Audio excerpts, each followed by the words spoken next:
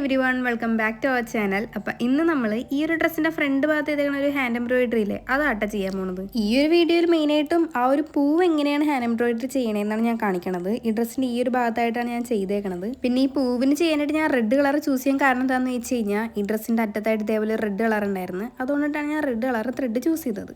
ഞാൻ യൂസ് ചെയ്തേക്കുന്ന റംഗോലി എന്ന് പറഞ്ഞ ബ്രാൻഡിൻ്റെ നൂലാണ്. ഇതിന് ഏകദേശം ഒരു 6 രൂപയാണ് ആയിട്ടുള്ളത്.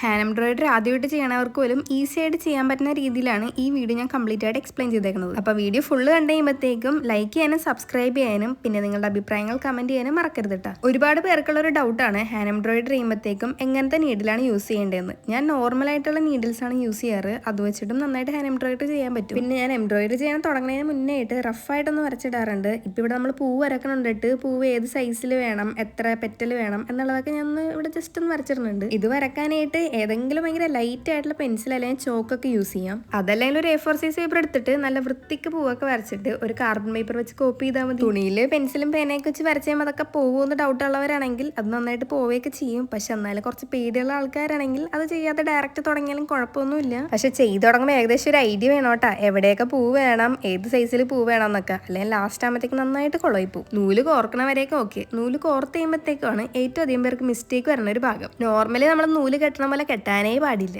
ഹാൻഡ് എംബ്രോയിഡറി ചെയ്യുമ്പോൾ നമ്മൾ നൂല് കെട്ടേണ്ട എങ്ങനെയാണെന്ന് വെച്ച് കഴിഞ്ഞാൽ ഒരു നൂലിൻ്റെ അറ്റം മാത്രമേ കെട്ടാവൂ. മറ്റേ നൂലിൻ്റെ അറ്റം നമ്മൾ ഫ്രീ ആയിട്ട് വെക്കണം. ഈ നൂലിൻ്റെ അറ്റം കെട്ടുമ്പോഴത്തേക്കും നല്ല കടും കെട്ടായിട്ടും കെട്ടണം. അല്ലെ നമ്മൾ തുന്നിക്കൊണ്ടിരിക്കുമ്പോഴത്തേക്കും ഈ കെട്ടങ്ങാൻ അഴിഞ്ഞു പോയി കഴിഞ്ഞാൽ നൂല് അതേ വഴി ഇങ്ങനെ ഊർന്നങ്ങോട്ട് പോരും. നൂല് കെട്ടണ ഭാഗം ഇപ്പം എല്ലാവർക്കും ക്ലിയർ ആയിട്ട് മനസ്സിലായെന്ന് വിചാരിക്കുന്നു. കണ്ടില്ലേ, ഒരു ഭാഗം ഞാൻ കെട്ടിയിട്ടുമില്ല, മറ്റേ ഭാഗത്തിൻ്റെ അറ്റം ഞാൻ കെട്ടിയിട്ടുമുണ്ട്. ഇങ്ങനെ വേണം കെട്ടാൻ. പിന്നെ ഈ ഒരു എംബ്രോയിഡറി ചെയ്യാനായിട്ട് ഞാൻ ഹൂപ്പ് യൂസ് ചെയ്യണം. കാരണം ഇത് ഓൾറെഡി സ്റ്റിച്ച് ചെയ്തൊരു ക്ലോത്ത് ആണല്ലോ. അതിൽ ഹൂപ്പ് യൂസ് ചെയ്യാൻ എനിക്ക് പേഴ്സണലി കുറച്ച് പാടാണ്. ഹൂപ്പ് യൂസ് ചെയ്ത് ചെയ്യണവരുണ്ട്. ഞാൻ നോർമലി ഹൂപ്പ് യൂസ് ചെയ്യാതെയാണ് ചെയ്യാറ്. പിന്നെ ഒരു വീഡിയോ ഒക്കെ എടുക്കണമല്ലേ, നല്ല വൃത്തിക്ക് ചെയ്യണ്ടേ എന്നൊക്കെ ഓർത്തിട്ടാണ് ഞാൻ ഇതിൻ്റെ ഉള്ളിൽ കാർഡ്ബോർഡ് പീസ് ഇതേപോലെ വെക്കണത്. നിങ്ങൾക്കിപ്പോൾ ഹൂപ്പ് വെച്ചിട്ട് നന്നായിട്ട് ചെയ്യാൻ പറ്റുന്നുണ്ടെങ്കിൽ ഹൂപ്പ് വെച്ച് ചെയ്തോ. ഇനി ഹൂപ്പ് വെച്ച് ചെയ്യാൻ പറ്റണില്ലെങ്കിൽ ഹൂപ്പ് വെക്കാതെയും ചെയ്തോ. അതല്ലെങ്കിൽ ഇതേപോലെ ഒരു കാർഡ്ബോർഡ് വെച്ചിട്ട് ഇതേപോലെ ഒന്ന് ടൈറ്റ് ആക്കി കൊടുത്തിട്ട് ചെയ്താലും മതി. ഹൂപ്പ് വെക്കാതെ ചെയ്തെന്ന് ഓർത്തിട്ട് എംബ്രോയിഡറി കുളമായി പോവുകയെ അല്ലെങ്കിൽ പെട്ടെന്ന് വിട്ടുപോകുകയെ ഒന്നും ചെയ്യാനൊന്നുമില്ല. നല്ല വൃത്തിക്ക് ഇരിക്കുകയൊക്കെ തന്നെ ചെയ്യും. നിങ്ങൾക്ക് ഞാൻ കാര്യത്തിൽ സംശയം ഉണ്ടെങ്കിൽ ഞാൻ ഡിസ്ക്രിപ്ഷനിൽ ഒരു ലിങ്ക് കൊടുത്തേക്കാം. അതും ഒരു എംബ്രോയിഡറി വീഡിയോ തന്നെയാണ്. പക്ഷെ ആ വീഡിയോയുടെ തുടക്കത്തിൽ ഞാൻ എനിക്ക് വേണ്ടി ചെയ്ത കുറച്ച് ഡ്രസ്സിന്റെ ഫോട്ടോസ് ഞാൻ കൊടുത്തിട്ടുണ്ട്. ആ ഡ്രസ്സിലൊന്നും ഞാൻ ഹൂപ്പ് വെക്കാതെയാണ് ചെയ്തത്. ആ ഫോട്ടോയിൽ കാണുന്ന ഡ്രസ്സൊക്കെയാണ് ഞാൻ ഓണം സെലിബ്രേഷന് വേണ്ടി ചെയ്തായിരുന്നു. അതൊക്കെ ഇട്ടിട്ട് ഞാൻ കോളേജ് വരെയൊക്കെ പോയി കോളേജിൽ തുള്ളിച്ചാടി വൈകുന്നേരം വരെ വന്നിട്ടും ഒരു കുഴപ്പം അതിന് വന്നിട്ടില്ല. ഇപ്പം അതൊക്കെ ചെയ്തിട്ട് 2 കൊല്ലത്തിന് മേലെ ഞാൻ അത് വാഷിംഗ് മെഷീനിലിട്ട് അലക്കുകയും ചെയ്ത്. എന്നിട്ടും അതിനൊരു കുഴപ്പം വന്നിട്ടില്ല. പറഞ്ഞ് ഞാൻ കുറച്ച് കാടി കയറിപ്പോയി. പക്ഷേ പറഞ്ഞതിൻ്റെ ഒരു ഇത് നിങ്ങൾക്ക് മനസ്സിലായിട്ടുണ്ടാവുമല്ലോ. ഹൂപ്പ് വെച്ച് ചെയ്തില്ലെങ്കിലും വലിയ കുഴപ്പമൊന്നുമില്ല എന്നാണ് ഞാൻ ഉദ്ദേശിച്ചത്. ഇനി നമുക്ക് നമ്മുടെ വിഷയത്തിലേക്ക് വരാം. ഇപ്പം ഫസ്റ്റ് പെറ്റൽ ഞാൻ അവിടെ ചെയ്തു വെച്ചിട്ടുണ്ട്. അത് കാണുമ്പോൾ നിങ്ങൾക്ക് മനസ്സിലാവുമല്ലോ നമ്മൾ എങ്ങനത്തെ പെറ്റലാണ് ചെയ്യണമെന്ന്. ഞാൻ ഉണ്ടല്ല ഒരു ടിപ്പ് പറഞ്ഞുതരാം. ഈ ടിപ്പ് എല്ലാവർക്കും അറിയാമെന്നറിയില്ല. ഇത് ഞാൻ സ്വന്തമായിട്ട് കണ്ടുപിടിച്ച ടിപ്പാണ്. ചിലപ്പോൾ എല്ലാവർക്കും അറിയാവുന്ന ടിപ്പാവട്ടെ. ഞാൻ പൂവ് എംബ്രോയിഡറി ചെയ്യുന്ന സമയത്തുണ്ടല്ല ഒരു ക്രോസ് പോലെ ആയിരിക്കും അല്ലെങ്കിൽ ഒരു പ്ലസ് സൈൻ പോലെ ആയിരിക്കും എപ്പോഴും ചെയ്യുക. അതായത് ഫസ്റ്റ് 4 പെറ്റല് ഒരു ക്രോസ് പോലെ അല്ലെങ്കിൽ ഒരു പ്ലസ് സൈൻ പോലെ ഞാൻ ചെയ്യും. ഫസ്റ്റ് 4 ചെയ്തില്ല, ഫസ്റ്റ് 2 പെറ്റൽ ഇതേപോലെ സ്ട്രെയിറ്റ് ലൈൻ പോലെ ഇങ്ങനെ ചെയ്യും. എന്നിട്ട് അതിന്റെ 2ന്റെ ഇടയിലായിട്ട് 3ാമത്തെ പെറ്റലും കൊടുക്കും. അപ്പോൾ ഈ ഫ്ലവേഴ്സ് ഒക്കെ ഇങ്ങനെ അലൈൻമെന്റ് തെറ്റിയ പോലെ ഒന്നും വരാതെ കറക്റ്റ് ആയിട്ട് തന്നെ വരും. ഫസ്റ്റ് ആയിട്ടൊക്കെ ചെയ്യുമ്പോഴത്തേക്കും കുറച്ച് സൈസ് ഇഷ്യൂ ഒക്കെ ഉണ്ടാവും. പക്ഷെ അതൊന്നും മൈൻഡ് ആക്കണ്ട. നമ്മൾ ചെയ്ത് വരുമ്പോഴത്തേക്കും അതൊക്കെ ഓക്കെ ആവും. അല്ലെങ്കിൽ ഒരു ഔട്ടർ സർക്കിൾ ഒരു പെൻസിൽ വെച്ചിട്ടെല്ലാം വരച്ചിട്ട് അതിൻ്റെ ഉള്ളിൽ ചെയ്ത് കഴിഞ്ഞാൽ സൈസ് ഇഷ്യൂ ഒന്നും ഉണ്ടാവില്ല. പിന്നെ ഈ പൂവിൻ്റെ പെറ്റൽ തുന്നാനായിട്ട് ഞാൻ ചെയ്യണതെന്ന് വെച്ച് കഴിഞ്ഞാൽ ഫസ്റ്റ് ഇതേപോലെ കുറച്ച് ഗ്യാപ്പിൽ മേളിലും താഴെയിട്ട് ഇതേപോലെ തുന്നി വെക്കും. എന്നിട്ട് ആ 2 തുന്നലിൻ്റെ ഇടയിൽ കൂടി ഇതേപോലെ സൂചി ഇങ്ങനെ കയറ്റി ഇറക്കിക്കൊണ്ട് ഇങ്ങനെ ചുറ്റിക്കൊണ്ടേയിരിക്കും. ഇതേപോലെ ചുറ്റി വലിച്ചെടുക്കുമ്പോൾ ശ്രദ്ധിക്കേണ്ട വേറൊരു കാര്യം എന്താണെന്ന് വെച്ച് കഴിഞ്ഞാൽ നമ്മൾ നൂല് വലിക്കുമ്പോഴത്തേക്കും പയ്യനെ വലിക്കാൻ പാടുള്ളൂ. മുറുക്കെ വലിച്ചു കഴിഞ്ഞ് കഴിഞ്ഞാൽ ഫുള്ളും പോയി. പിന്നെ മൊത്തത്തിൽ അഴിച്ച് പണിയേണ്ടി വരും. കാരണം ഈ വീഡിയോയിൽ തന്നെ ഞാൻ കാണിക്കുന്നുണ്ട്. ഞാൻ ഫസ്റ്റ് പെറ്റൽ ചെയ്തപ്പോഴത്തേക്കും അത് നല്ല സൂപ്പറായിട്ട് വന്നുകൊണ്ടിട്ട് സെക്കൻഡ് പെറ്റൽ ഞാൻ നല്ല ഓവർ കോൺഫിഡൻ്റ് ആയിട്ട് അങ്ങോട്ട് ചെയ്യാൻ തുടങ്ങി. അങ്ങനെ ചെയ്ത് പെറ്റല കുറച്ച് തിക്കായിട്ട് ഇന്നോട്ടെ, പെറ്റല കാണാൻ കുറച്ച് ഭംഗിയായിട്ട് ഇന്നോട്ടെ എന്ന് പറഞ്ഞ് കുറച്ച് ഓവറായിട്ട് കിടന്ന് തുന്നി ലാസ്റ്റ് ഒരു വലി അങ്ങ് വലിച്ച് ഇതുപോലെ. പിന്നെ ഇത് ശരിയാവോ? ഇല്ല. പക്ഷെ അഴിച്ച് പണിയാനുള്ള മടി കാരണം കൊണ്ട് ഇതിൽ കിടന്ന് കുറേ നേരം ഞാൻ പണിത്. ആദ്യം ഞാൻ തുണിയൊക്കെ വലിച്ചു നോക്കി, പിന്നെ നൂല് അങ്ങാടും വലിച്ചു നോക്കി. എന്തൊക്കെ ചെയ്തിട്ട് ഇതൊന്നുകൂടി കൂടുതൽ കുളമാവുന്നതല്ലാതെ ഇത് ശരിയാവണുണ്ടായിരുന്നില്ല. ലാസ്റ്റ് ഒരു 1.5 മണിക്കൂർ ഇതിൻ്റെ മേലെ കിടന്ന് ഞാൻ മരിച്ചെങ്കിലും അത് റെഡിയായി കിട്ടിയില്ല. പിന്നെ ഞാൻ അത് വേണ്ടാന്ന് വെച്ചിട്ട് അത് മൊത്തം അഴിച്ച് പുതിയതായിട്ട് അങ്ങ് ചെയ്ത് അങ്ങനെ ഞാൻ റെഡിയാക്കി എടുത്ത്. അപ്പോൾ ഈ പൂ ചെയ്യണവർ ഇതെല്ലാം പ്രത്യേകം ശ്രദ്ധിക്കണം. അനാവശ്യമായിട്ട് ശക്തി കൊടുത്ത് വലിക്കാനും നിൽക്കരുത്. പയ്യനെ വലിച്ച് പയ്യനെ ചെയ്താൽ മതി. ഇങ്ങനെ ആട്ടെ ഞാൻ 3ാമത്തെ പെറ്റൽ ചെയ്യുക. ഇപ്പോൾ ഫസ്റ്റ് പെറ്റൽ ഞാൻ സ്ട്രെയിറ്റ് ആയിട്ട് വരച്ചല്ല തുന്നി. സെക്കൻഡ് പെറ്റൽ ഞാൻ കിടത്തി തുന്നി.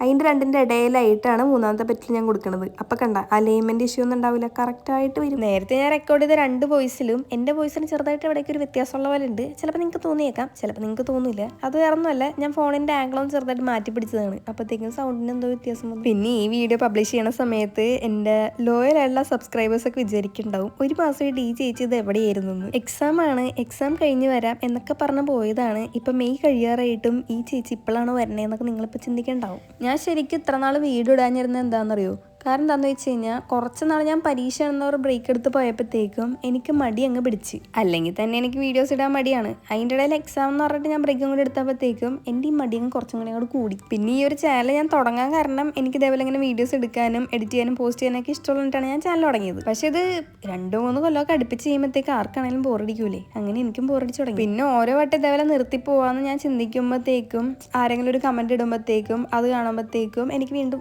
വീഡിയോസ് ചെയ്യാം അങ്ങനെയൊക്കെ തോന്നും. അല്ലെങ്കിൽ പെട്ടെന്നൊരു കുറച്ച് സബ്സ്ക്രൈബേഴ്സ് അങ്ങനെ കയറുമ്പോഴത്തേക്കും എനിക്ക് വീണ്ടും സന്തോഷമായിട്ട് ഞാൻ വീഡിയോസ് ഇടും. ഇങ്ങനെ നിങ്ങൾ തരുന്ന ഒരു മോട്ടിവേഷൻ കാരണം കൊണ്ടാണ് ഇത്ര 2-3 കൊല്ലമൊക്കെ ഞാൻ അടുപ്പിച്ച് ഇതേപോലെ ഇത്രയും വീഡിയോസൊക്കെ ഇട്ടത്. ഇപ്പം നമ്മൾ അറൗണ്ട് ഒരു 400 അടുത്ത് വീഡിയോസൊക്കെ ഇട്ടിട്ടില്ലേ, അതൊക്കെ നിങ്ങൾ തരുന്ന ഈ ഒരു മോട്ടിവേഷൻ കാരണം കൊണ്ടിട്ടാണ്. ഇത് കേൾക്കുമ്പോൾ കുറച്ച് പേരെങ്കിലും ചിന്തിക്കേണ്ടാവും, ഈ ചേച്ചി എന്താ പറയണ, ഈ ചേച്ചിക്ക് യൂട്യൂബിൽ നിന്ന് പൈസ കിട്ടാനില്ല, പിന്നെ ഈ ചേച്ചിക്ക് എന്താ വീഡിയോസ് ഇട്ടാലെന്ന്. എന്നാൽ ഞാനൊരു സത്യം പറയട്ടെ, എൻ്റെ ചാനൽ ഇതുവരെ മോണിറ്റൈസ്ഡ് ആയിട്ടില്ല.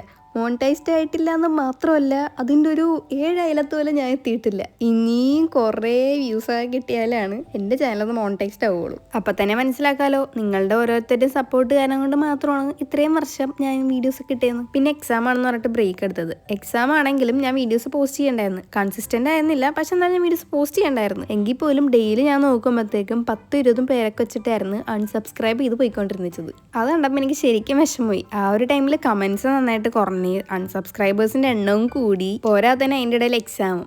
പിന്നെ ഞാൻ ഓർത്ത് എന്തായാലും ബ്രേക്ക് എടുക്കാം, ബ്രേക്ക് എടുത്തിട്ട് എക്സാമിൽ ഫോക്കസ് ചെയ്യാം, പിന്നീട് നമുക്ക് സമയം കിട്ടുമ്പോൾ യൂട്യൂബിലേക്ക് തിരിച്ചു വരാമെന്ന്. സമയം കിട്ടാൽ ഒന്ന് ഉദ്ദേശിച്ചത് വെക്കേഷനിൽ തുടങ്ങാമെന്നായിരുന്നു. അങ്ങനെ ആ ഒരു ബ്രേക്ക് എടുക്കലോടി 100-ലധികം പേരെന്നെ അൺസബ്സ്ക്രൈബ് ചെയ്ത് പോയി. അതൊക്കെ പോട്ടെ, നമ്മളിപ്പോൾ പഴയതിനേലും കുറച്ചുകൂടി കൂടുതൽ എനർജി ആയിട്ട് തിരിച്ചു വന്നിരിക്കുകയാണ്. പക്ഷേ ഈ പ്രാവശ്യം ഷോർട്ട് വീഡിയോസിനേലും കൂടുതൽ ലോങ് വീഡിയോസ് ഇടാമെന്നാണ് ഞാൻ വിചാരിക്കുന്നത്. കാരണം ലോങ് വീഡിയോസ് ആകുമ്പോൾ എനിക്ക് ഓരോ സാധനങ്ങൾ ചെയ്യുമ്പോൾ കുറച്ചുകൂടി നന്നായിട്ട് നിങ്ങൾക്ക് കാണിച്ചു തരാനും എക്സ്പ്ലെയിൻ ചെയ്യാനും പറ്റും. പിന്നെ ഇതേപോലെ എനിക്കിരുന്നിങ്ങനെ സംസാരിക്കാനും പറ്റും. അപ്പോൾ നിങ്ങൾക്ക് എൻ്റെ സംസാരമൊക്കെ ഇതേപോലെ ഒന്ന് കേൾക്കാൻ ഇഷ്ടമാണെങ്കിൽ ഒന്ന് കമൻറ്റ് ചെയ്ത് പറയുക. അപ്പം നമ്മൾക്ക് കുറച്ചുകൂടി ലോങ് വീഡിയോസ് ചെയ്യാം. ഇനി ലോങ് വീഡിയോസ് നിങ്ങൾക്ക് ഇഷ്ടപ്പെടാനുള്ള, എൻ്റെ സംസാരം ഒന്നും ഇഷ്ടപ്പെടാനുണ്ടെങ്കിൽ അതൊന്ന് പറയാം. അപ്പം നമുക്കിനി ഷോർട്ട് വീഡിയോസിലൊക്കെ എത്തിച്ചു വരേണ്ടി വരും.